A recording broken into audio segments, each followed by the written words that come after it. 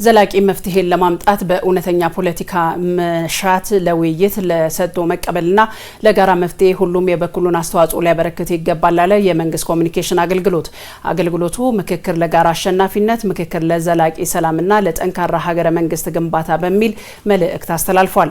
የመንግስት ኮሚኒኬሽን አገልግሎት ያስተላለፈው መልእክት ሙሉ ቃል እንደሚከተለው ይቀርባል። ምክክሩ ለጋራ አሸናፊነት፣ ምክክር ለዘላቂ ሰላምና ለጠንካራ ሀገረ መንግስት ግንባታ በኢትዮጵያ ለዘመናት ያለመግባባትና የንትርክ እንዲሁም የእርስ በርስ ግጭት ምንጭ የነበረው ኋላ ቀር የፖለቲካ ባህላችን የወለደው ችግር ነው። ይህን ችግር በመሰረታዊነት ለመቅረፍና በሀገራዊ ጉዳዮችና በብሔራዊ አጀንዳዎች ዙሪያ የሚታዩ ልዩነቶችንና መከራከሮችን ለማረቅ ሀገራዊ ምክክር ወሳኝ ጉዳይ ነው። መንግስት አዎንታዊ የሰላም ባህል እንዲሰፍንና የሰለጠነ የፖለቲካ ባህል ተገንብቶ ኢትዮጵያን ችግሮቻቸውን በጠረጴዛ ዙሪያ በሀሳብ አውድ ብቻ መፍታት አለባቸው የሚል ጽኑ እምነት አለው። ለዚህም ተግባራዊነት በቁርጠኝነት እየተንቀሳቀሰ ይገኛል። በኢትዮጵያ የተጀመረው ሁሉን አካታች የሆነ ሀገራዊ ምክክር ልዩነቶቻችንን በሰለጠነና በሰላማዊ መንገድ ለመፍታት ያገኘው የማይተካ እድል ነው።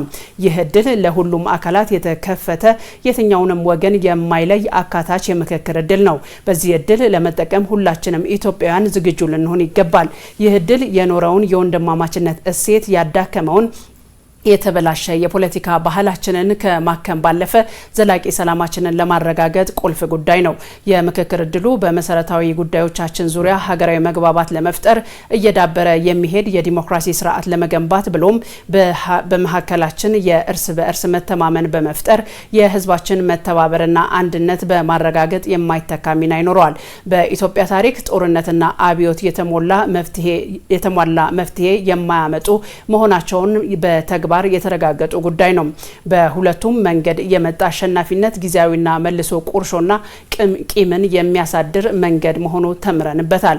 ኢትዮጵያውያን ለዘመናት በውይይትና በምክክር ችግሮቻቸውን፣ አለመግባባቶቻቸውን የመፍታት ድንቅ የባህል የነበራቸው ህዝቦች ናቸው። ነገር ግን ይህ እሴት እየጎለበተ በመጣው ኋላ ቀር የፖለቲካ ባህል ምክንያት ከጊዜ ወደ ጊዜ በመደብዘዝ ከፋፋይ ነጠላ ትርክት መገለጫዎቻችን እስከ መሆን ደርሷል። በዓለም ላይ በርካታ ሀገራት ከክርክር ልዩነትና ከግጭት ድባብ ለመውጣት ሀገራዊ ምክክር እንደ መፍትሄ ተጠቅመዋል።